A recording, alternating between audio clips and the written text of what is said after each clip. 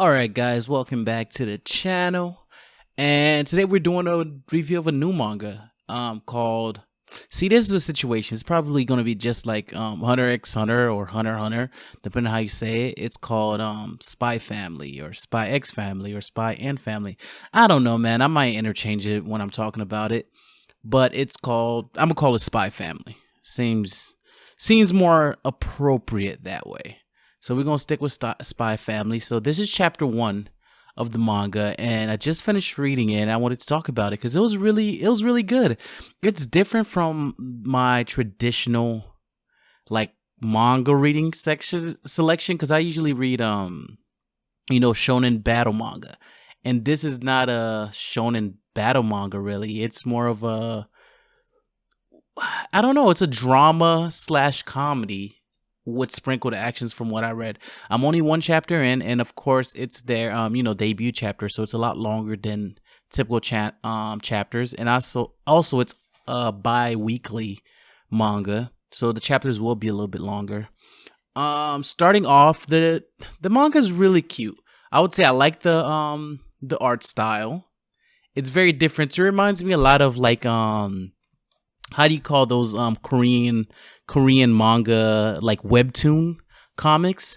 That's what the art style kind of reminds me of. I haven't read a lot of webtoon comics, but I don't know, the little bit that I've seen, or like when I went on their app, it really reminded me of that. But moving on to the story itself.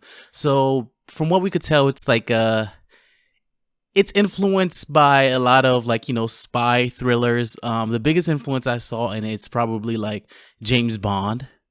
I think James Bond and like Mission Impossible series. Because one of the big things that happened in the beginning of the story is that you find out there are two nations that are basically warring with each other. They're right next door to each other, and they're called Westalis, I think it's called, and the other one I don't remember. It didn't have East in its name, but it's basically East and West, and you can see that this manga is gonna be more of a comedy thing because basically they one side wants to oppose the other side or starts drama on the other side, and it's highly influenced by like Cold War tactic, not direct like warfare, but behind the scenes spies and stuff like that trying to mess up the other side.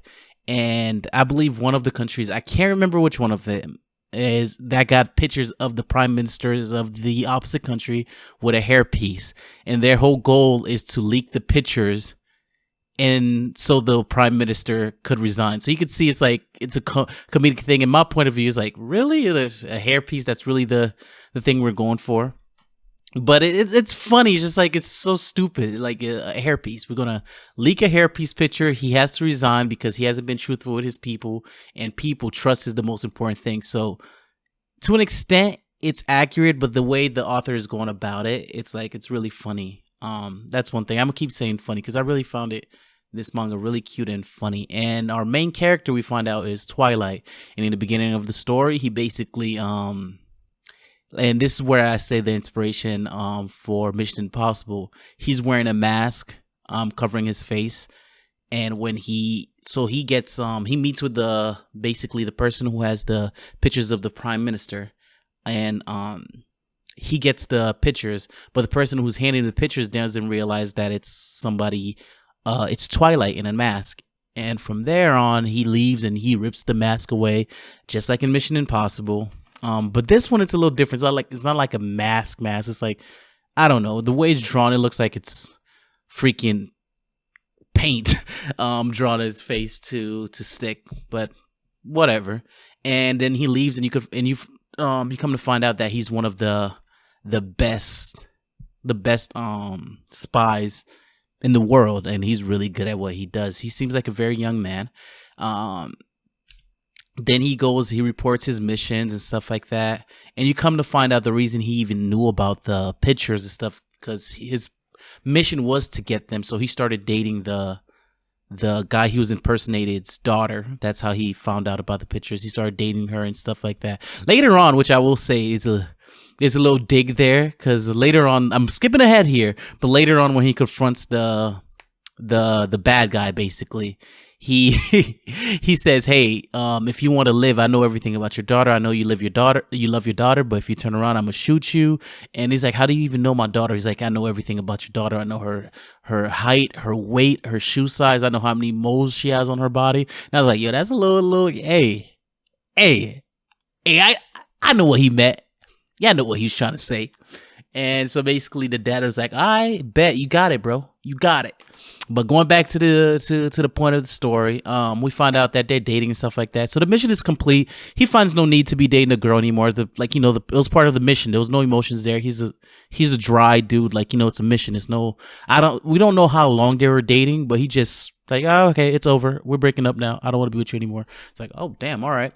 So he delivers his mission. "Hey, my mission is complete." And his higher ups,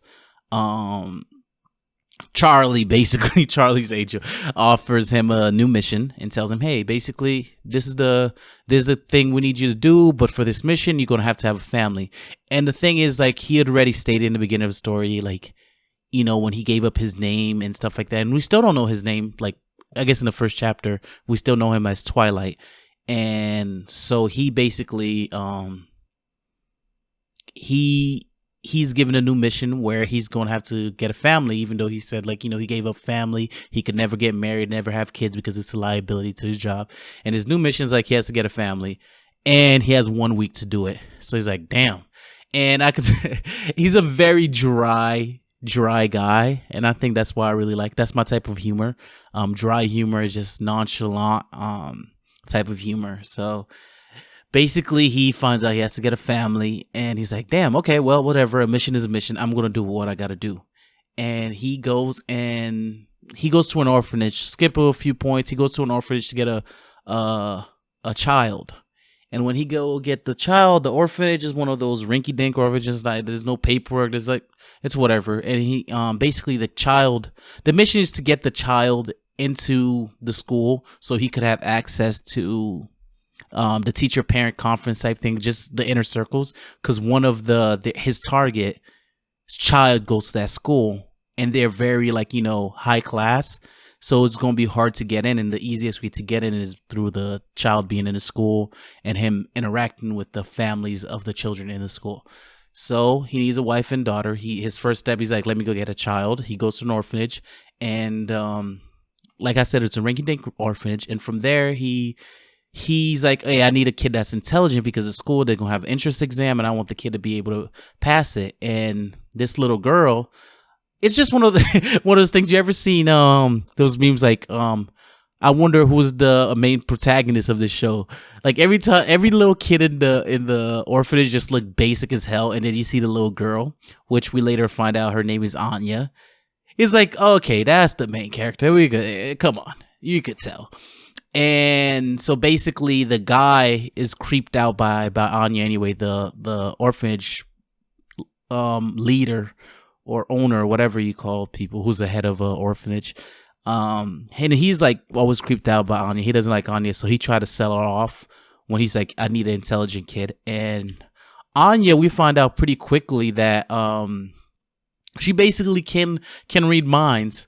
She could read people's minds. So basically, this is the cute part where Twilight is saying, yeah, she seems a little young, and in his mind he's like, "I'm gonna need a 6-year-old at least because that's the youngest deal out in school." And she replies, "I'm 6." And so he's like, "Oh, coincidence." And then he's like, "She's a little short to be 6, and she's trying to tiptoe, being cute, trying to I'm tall." So he's like, "But she needs to be smart." So she decides to get a crossword puzzle. And at first I thought, I guess maybe for some people it might have been obvious, but I thought, oh wow, she actually is pretty smart as well. But come to find out, when she was solving the crossword puzzle, it was Twilight. At least that's how I figured out later. Twilight was actually like solving it in his head, and she was just writing down. But I would say, like, to be honest, like Twilight was not spelling it out in his head. He was just saying the word. For her to be able to spell it, I think that's reasonable to say that she's pretty smart. I would like to see if that was just kind of like an oversight on the author, like, just don't think about it too hard, that she just kind of hey, she heard him say the words and she was able to spell it? Or later on, will it be a kind of like a reveal that, oh, she is latently smart. She's kind of lazy. Like she doesn't want to study. She doesn't want to do like schoolwork like that, but she is pretty intelligent if she puts her mind to it. Because that was the running gag of the chapter where she's like, she's not very smart. She's not very smart. She just reads people's mind and she figures it out that way. But I think later on we might find out like, yeah, she's actually capable. It can't, just because you could read people's mind doesn't mean you're just automatically smart. You gotta still use the information that you're reading to solve the problems a lot of times, I think. So he adopts her and he's like, yo, I need the paperwork. He's like, yo, just take her, get the fuck out of here. We don't need her. Anya's trash. And she's not trash actually, because she's a little cutie. And so he takes her to the new apartment that he actually had rented out before to start his new family. And I think the name he picked for himself basically is Forger. I think, like, he reminds me of the coffee. And his first name is actually that famous psychologist. Yeah, so that's the name it is. So I think there's some references there. And the girl's basically everything she hears him say in her mind, she basically wants to go live with him only because she found out he was a spy by reading her mind. And she's just like, as a little kid, like, a spy is like so cool. Like, who wouldn't want to live with a spy and be a spy and, like, do the action life thing? Like, she's thinking of it from a little kid's point of view. And so she goes lives with him, and he goes out. He tries to go out, but she wants to go with him because it's like, I want to be with the spy, because she's expecting, like, spy adventures to ensue as they're out there, but none of that happens. She falls asleep in his arms, and he decides to get books so he could understand little kids more, because as a little kid she's crying and whiny and stuff like that, and him being so nonchalant and cool and poised, it's just kind of like annoying to him. But he's like, I want to learn because this is my job. If I'm going to do it, I want to do it well and give her a pretty good life as a parent. I want to be a good parent. But then he's like, why am I even doing all this? Because after this mission is over, she's going to be gone anyway. I do know, because I watched Mother's Basement and, like, review on it a little bit. Like, he was giving, like, suggestions of good reads. And he was saying basically, like, we find out even in the first page of this manga, there's a woman involved. And I know the woman is an assassin. And they basically they're going to have a family where it's him, it's her, and the kid. The guy and the girl don't know about each other's secret lives, but the girl knows about both of them because she could read their minds. So I don't know, like, the shenanigans that will ensue with that kind of information, but I'm pretty sure it'll be pretty hilarious. So back on topic, he's like, she's gonna get out of here anyway after the mission is done. But what I think is gonna happen, they're gonna become a real family, and it's gonna be like a serious thing. He's gonna have to learn to love and trust, and, like, these people are gonna be his, and he's gonna probably, end of the story, probably leave the spy life alone and find true happiness and bliss with his new family. I would expect that's what's going to happen.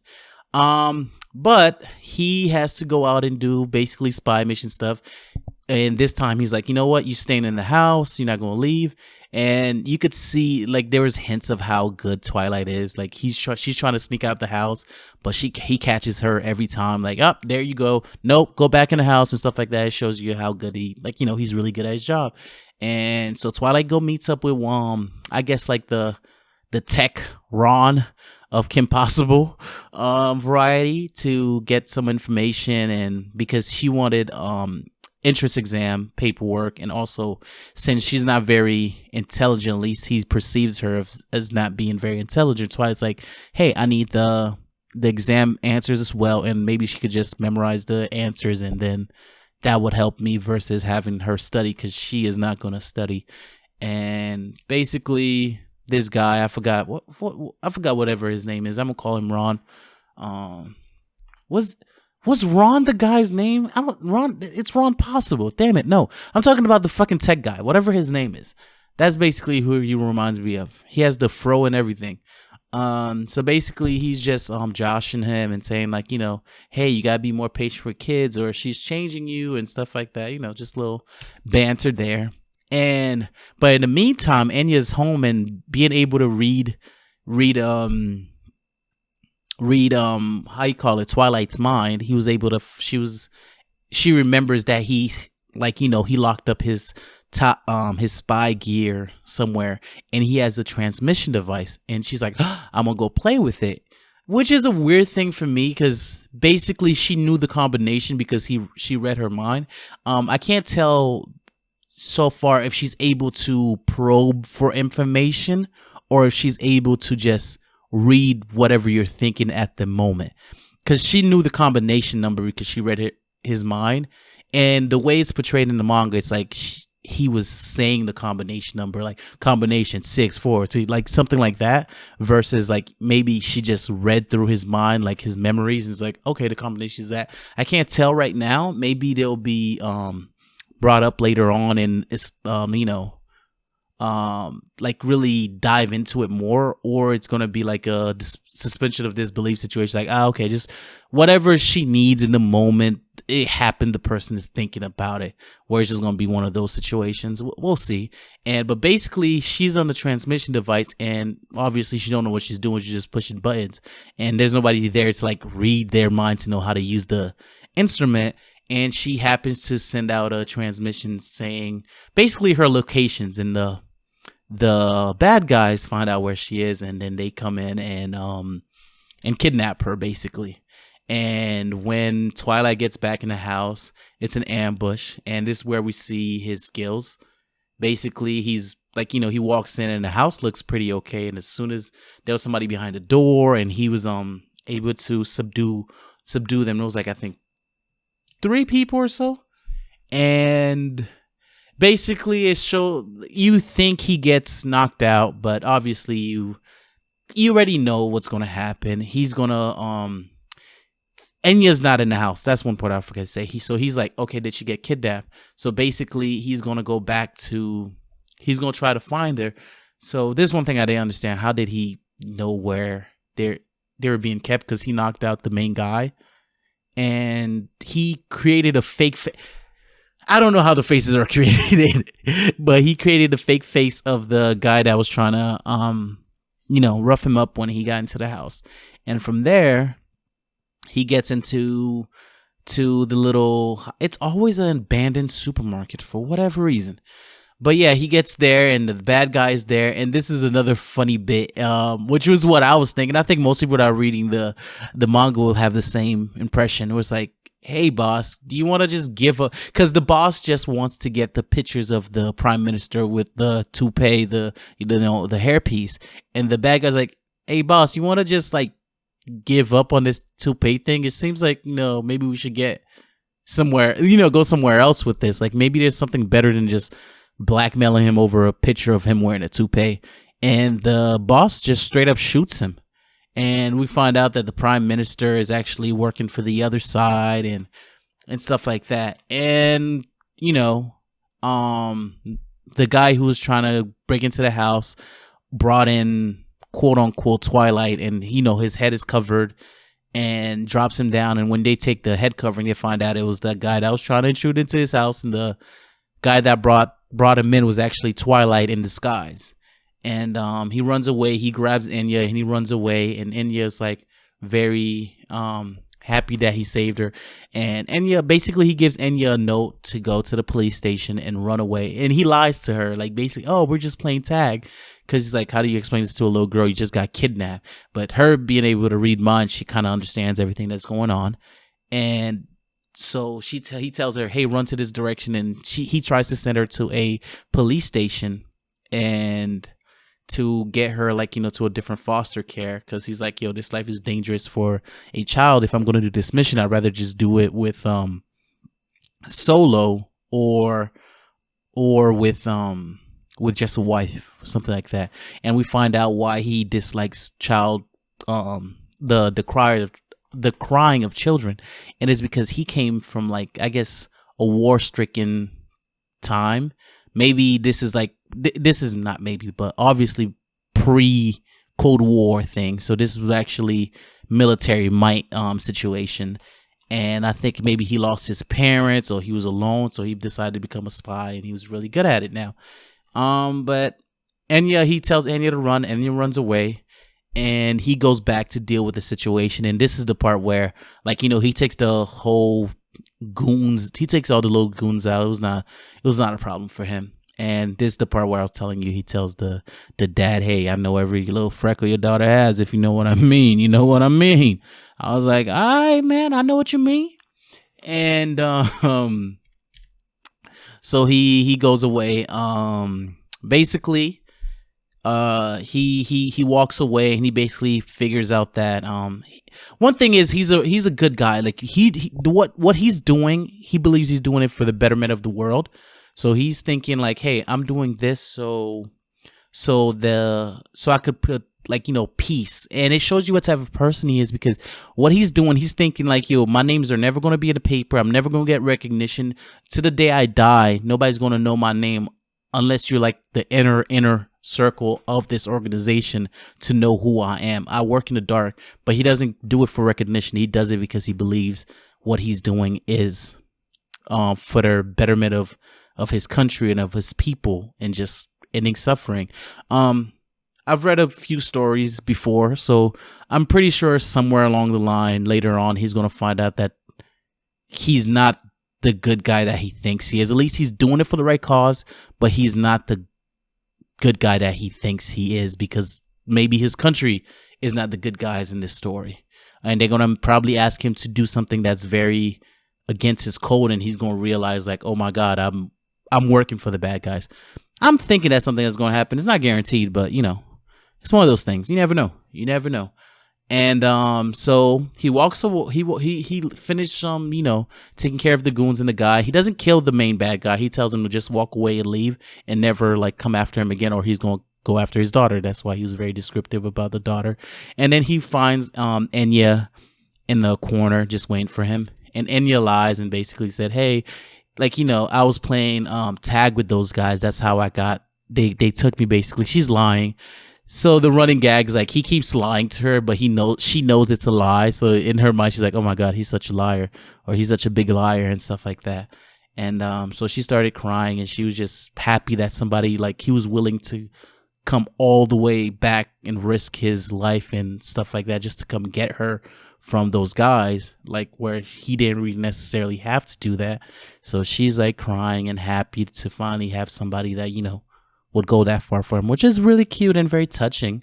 It shows you that he cares. It's not just a mission and stuff like that. He says he hates kids, but it's one of those things where I think he loves them, but he kind of like has to lie to himself that he doesn't like them or he hates them and stuff like that, because you could tell later on in the story he starts to change slowly. Seems a bit quick to me, but it happens, I guess. And so basically Enya goes to the entrance exam. So I'm guessing about a week goes by now. Enya goes to the entrance exam, and she's like trying to read the other kids' minds, and everybody's like, "Oh my God, it's so hard," and it's whatever. And Enya's like, "Oh my God, I can't do this." But she passes. She freaks out, but she passes. And she passes the exam. So this is what I was thinking, like, maybe she is really smart. She underestimates herself, or everybody else underestimates her, because it showed that all the other kids were freaking out too. And it kind of like, it seemed like she was like, "You know what, I'll just do it on my own, I guess, whatever." But she also did have the answers. I don't know if she studied them like Twilight had wanted her to do. So we don't know. I'm hedging my bet that she's a pretty smart girl. And so basically Twilight was very excited that she passed, so he was very happy for her, and they were having a blast. And he falls asleep in front of her, and he's like, "What is happening to me? I've never fell asleep in front of people. And I could imagine as a spy, it's not really good to have your guard down that much, but he's gotten, I guess, comfortable around her. And the mailman comes. See, there's a problem with the spy series. The mailman comes to give the mail, but Twilight is sleeping, and Enya goes to the door and gets the mail. And in my mind, I'm like, who's the fucking mailman? I know this dude is somebody. He gotta be somebody. He's not no damn mailman. But maybe it's just a regular mailman. But I think that's the point of a spy thriller type situation. It just got you looking at everybody sideways. Hopefully the author makes it really, that deep to where it's like little details drawn in the background plays a bigger role later on, to where it's like you could go back and see things that you didn't notice at first. I probably won't do it. Like the name suggests, I'm casual. It says it's a casual one, like I'm not one of these in-depth reviewers or people that will, go in really deep theory mode. But if it's something cool I notice, I'll definitely go back and it. But I just enjoy something casually. But the mailman gives him a letter, and the letter is basically said, hey, she passed, but she's gonna, the second part of the entrance exam is they're gonna have to do a interview with the family, and mother and father has to be there. So, and that's the end of the chapter, which I'm assuming chapter 2 will be, getting the mom, and getting the mom involved so they could actually start, this family situation going. What I would say is like chapter was really good. It was really funny. It was my sense of humor. Enya's really, really cute. Like she's just kawaii. I really like her, and she's just like she's cool. Like she's I think she's well written.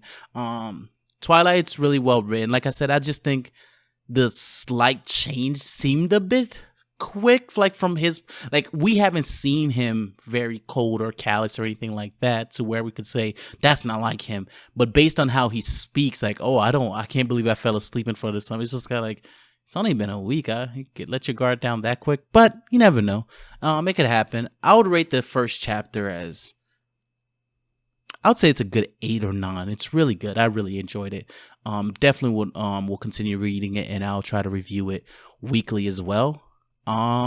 So this is the end of chapter 1, and catch you next time for chapter 2. I think what I'm going to do is just one chapter, like each video until I catch up to the most recent chapters. So look out for the next chapter, and so we could review it, talk about it, and what I like, what I didn't like, and stuff like that. All right. So catch you guys on the next one. Peace.